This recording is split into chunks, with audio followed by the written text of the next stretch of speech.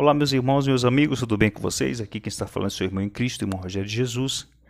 E é sempre um privilégio poder compartilhar este evangelho, o evangelho da graça de Deus, este evangelho que tem o poder de transformar a nossa mente e revelar a nossa condição e posição diante do Eterno. Aproveitando a oportunidade, eu quero pedir a você que se inscreva, compartilhe, dê aquele like e vamos fazer esta palavra correr. A intenção não é dividir, não é causar polêmicas, mas é simplesmente despertar o senso crítico dos irmãos em relação às Escrituras, para que a gente possa desfrutar de um entendimento sadio, segundo a palavra, segundo o Evangelho, segundo as Escrituras, ok? Bom, queridos, o tema é este: quem foi manifestado em carne? O Eterno ou o Messias? Esta é a pergunta. Nós estamos desenvolvendo alguns estudos sobre este tema. Vamos falar sobre a divindade de Yeshua, de Jesus, o homem de Nazaré, ok? Bom, em primeiro lugar nós temos a guerra das traduções, que, ao meu ver, é um dos grandes problemas no que diz respeito a entender este assunto. Porque muitas pessoas dizem que Deus foi manifestado em carne por conta de algumas, como eu diria, traduções bíblicas. Por exemplo, a tradução Almeida Corrigida Fiel, assim como a NVI e algumas outras, diz assim, 1 Timóteo capítulo 3, versículo 16. Se você tem uma Bíblia, por favor, confira comigo.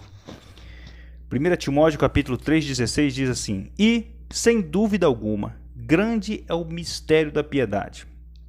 Deus se manifestou em carne, foi justificado no Espírito, visto dos anjos, pregado aos gentios, crido no mundo, recebido acima na glória. Esta é a primeira tradução. Fundamentado nessa tradução, muitas pessoas dizem que, de fato, o Eterno, Deus, se manifestou em carne.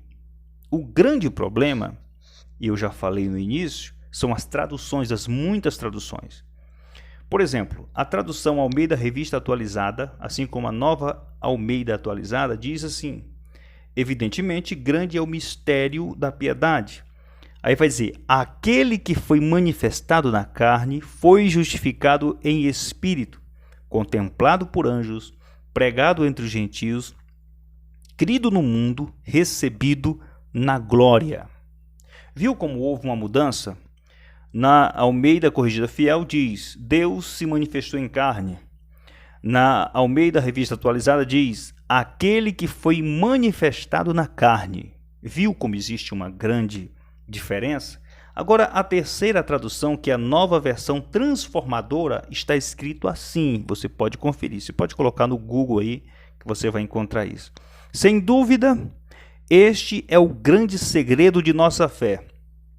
Cristo foi revelado em corpo humano, justificado pelo Espírito, visto por anjos, anunciado às nações, crido em todo o mundo e levado para o céu em glória. Você consegue entender? Você consegue visualizar as diferenças das traduções? E por se tratar de traduções, aquelas pessoas que, porque nós entendemos que as instituições, as publicadoras, as empresas que publicam o livro chamado Bíblia, consequentemente, manipuladas por pessoas que adotaram esta visão de que Jesus é o próprio Eterno, vai estar escrito exatamente assim: Deus se manifestou em carne. Enquanto que outras que não são tão manipuladas assim vão dizer aquele que foi manifestado na carne. E aquelas que estão mais próximas da verdade das Escrituras vai dizer Cristo foi revelado em corpo humano. Por que eu estou frisando isso? Porque a pergunta, meus irmãos, ela é uma pergunta contundente. Quem se manifestou em carne? O Eterno ou o Messias? É por isso que eu estou batendo nessa tecla. E não adianta, porque muitos unicistas dizem que não são unicistas, mas defendem uma ideia unicista de que Yeshua, Jesus, é o próprio Eterno, quando, na verdade, as Escrituras dizem o contrário. Amém, meus amados? Vejam só, será que os apóstolos viam Jesus como sendo o próprio Eterno? É uma pergunta que eu faço a você. Será que eles viam Yeshua, Jesus, como sendo o próprio Deus encarnado? Será que eles viam assim? Será que eles viam Yeshua como o próprio Eterno, o próprio Criador? Ou será que eles tinham a consciência de que Jesus era o ungido, o enviado de Deus, o enviado por Deus? É um ponto a se pensar. Será que os discípulos tinham essa concepção moderna de dizer que o Filho era o Pai encarnado? Ou, como dizem os trinitarianos, o Deus Filho? Porque os trinitarianos dizem que Jesus é Deus, da mesma essência que o Pai, então é o Deus Filho, né? Será que eles tinham isso? Vamos ver o que os apóstolos falavam sobre o homem chamado Jesus? Vamos ver o apóstolo Pedro em primeiro lugar? Atos capítulo de número 2, versículo 22 ao 24, está escrito assim, Pedro falando, varões israelitas, atendei a estas palavras, Jesus, o Nazareno, homem aprovado por Deus. Jesus era um homem aprovado por Deus. Esta era a mentalidade dos apóstolos. Ele vai dizer, diante de vós com milagres, prodígios e sinais, os quais o próprio Deus realizou por intermédio dele. Deus realizou por intermédio de quem? Continuando o versículo, sendo este entregue pelo determinado desígnio e presciência de Deus, vós o matastes, crucificando-o por mãos de iníquos, ao qual, porém, Deus ressuscitou, rompendo os grilhões da morte. Portanto, não era possível ser ele retido por ela. Vamos dar uma pausa aqui rapidamente. Perceba que no discurso de Pedro, ele é muito claro ao distinguir o Eterno do Messias.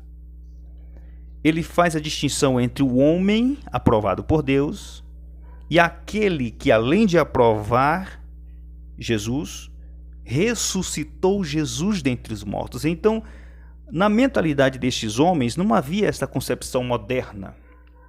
Né? Não havia isso. Veja o que Pedro vai dizer em Atos, capítulo de número 10, do verso 37 ao 41. É que o contexto narra sobre a conversão de Cornélio. Vós conheceis a palavra que se divulgou por toda a Judeia, tendo começado desde a Galileia, depois do batismo que João pregou. Aí ele vai dizer, como Deus ungiu a Jesus de Nazaré com o Espírito Santo e com poder, o qual andou por toda parte, fazendo bem e curando a todos os oprimidos do diabo, porque Deus era com ele. Você consegue perceber a leitura? Você consegue distinguir as duas pessoas que são citadas neste discurso? Aquele que ungiu e aquele que foi ungido. Aquele que operou porque recebeu autoridade para fazer tal coisa. Está aqui no texto. Veja só, ele continua. E nós somos testemunhas de tudo que ele fez na terra dos judeus e em Jerusalém, ao qual também tiraram a vida, pendurando-o no madeiro. A este ressuscitou Deus no terceiro dia e concedeu que fosse manifesto. Olha só o homem que foi manifestado aqui. Você consegue pegar aqui esta revelação aqui? Concedeu que fosse manifesto, não a todo o povo, mas às testemunhas que foram anteriormente escolhidas por Deus. As duas pessoas estão aqui. Temos aqui o Pai e temos o Filho. Aquele que ungiu, aquele que foi ungido. Aquele que ressuscitou a Jesus dentre os mortos. Ok, queridos? Veja só, uma outra guerra de tradução. E aqui, esta passagem aqui, ela é bombardeada pelos toraístas, pelos judeus, por aqueles que abraçaram a fé judaica. Eu estou falando dos ex-evangélicos. Veja só. Atos capítulo 20, versículo 28, o apóstolo Paulo falando com os bispos de Éfeso. Ele vai dizer o seguinte: atendei por vós e por todo o rebanho sobre o qual o Espírito Santo vos constituiu bispos para pastoreardes a igreja de Deus, a qual ele comprou com seu próprio sangue. Queridos, a pergunta que os judeus fazem é que Deus tem sangue? Deus sangrou?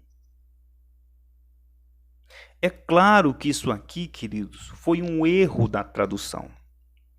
Porque quem foi manifestado a Israel foi Yeshua, foi Jesus. Quem subiu à cruz e derramou sangue não foi o Eterno, foi Jesus. Então é claro que isso aqui foi um erro de tradução. Veja só que entre as muitas versões existe a versão Bíblia de Jerusalém, que é a mais coerente, em alguns aspectos, porque não dá para a gente, né? Mas veja que em alguns aspectos ela está coerente. Bíblia de Jerusalém, Atos capítulo 20, versículo 28. Estai atentos a vós mesmos e a todo o rebanho. Nele o Espírito Santo vos constituiu guardiões, para apacentardes a igreja de Deus, que ele adquiriu para si pelo sangue do seu próprio Filho. Viu como houve uma mudança enorme, né? Ou seja, nós temos aqui uma contradição. Temos versões que dizem que Deus, o Eterno, comprou com seu próprio sangue, e outra versão que diz que foi comprado mediante o sangue do seu próprio Filho. Quem era o Filho de Deus? Yeshua, Jesus. Ele era o Filho. Vocês conseguem entender isso? Como se resolve um problema desse? Simples. Existem muitos outros textos que dizem que o sangue que foi derramado foi o sangue de Yeshua, foi o sangue de Jesus. Então, queridos, é muito importante nós estarmos alicerçados nas Escrituras. Não basta apenas eu ficar repetindo o que os pregadores falam por aí. Não sou contra nenhum deles, pelo contrário, eu aprendo muito, mas existem coisas que devem ser analisadas à luz das Escrituras, para que a gente não venha correr o risco que o sistema, ao longo dos séculos, cometeu. Você consegue entender? O homem que foi manifestado, quem era este homem? Vamos ver o que Pedro vai dizer? Mateus capítulo 16, versículo 16 a 17 diz assim: respondendo Simão, Pedro disse: tu és o Cristo, o Filho de Deus. Então Jesus lhe afirmou: bem-aventurado és, Simão Barjona, porque não foi carne e sangue que tu revelou, mas meu Pai que está no céu. Isso aqui, irmão, isso aqui desmonta essa ideia de que o Eterno era o Filho, se manifestou em carne, que era o próprio Filho, que o Filho era o próprio... Isso destrói esse argumento. Por quê? Porque não tem sentido isso. Como seria isso? Yeshua era o próprio Eterno, e o Eterno estava na terra e ao mesmo tempo estava no céu. Que confusão é essa? Quem é que estava lá em cima? Era o Pai? Quem estava aqui na terra? Era o Filho? Que confusão! De onde tiraram isso? Olha só um outro texto, e aqui entra o apóstolo Paulo falando com os romanos. Aos Romanos, capítulo número 1, do verso 1 ao verso 4, o apóstolo Paulo diz assim: Paulo, servo de Jesus Cristo, chamado para ser apóstolo, separado para o evangelho de Deus, o qual foi por Deus outrora prometido por intermédio dos seus profetas nas Escrituras Sagradas, com respeito a seu Filho, o qual, segundo a carne, veio da descendência de Davi, e foi designado Filho de Deus com poder, segundo o Espírito de santificação, pela ressurreição dos mortos, a saber, Jesus Cristo, nosso Senhor. Olha, nós estaremos nos próximos vídeos, isso foi uma promessa que eu fiz no vídeo anterior, falando sobre o título Deus. O título Deus, porque Deus não é nome próprio, queridos. Deus é um título de autoridade conferida, ok? Nós estaremos falando sobre isto nos próximos vídeos. Então, isso aqui é simplesmente uma forma de poder despertar o senso crítico dos irmãos em relação a este assunto que precisa ser desmistificado. Existe muito misticismo em torno deste assunto e a gente tem que sair disso, desse misticismo criado pelo catolicismo romano e suas variantes, ok? Bom, esse jargão unicista é um jargão sem fundamento. Qual é o jargão? Deus se manifestou como Pai, Deus se manifestou como Filho, Deus se manifestou como Espírito Santo. Isso não existe em lugar nenhum das Escrituras, ok? Não existe. Não seria isto uma trindade disfarçada? É uma pergunta que eu deixo aqui e nós vamos estar desmistificando isso aqui também. Tá? Esse negócio de dizer que Deus se manifestou como Filho, depois se manifestou como Espírito, não existe isso. Nós vamos estar falando sobre este assunto. Então que Deus continue iluminando a sua mente, o seu coração, e que o Senhor continue guardando a sua alma, os seus sentimentos, para a glória do Todo-Poderoso.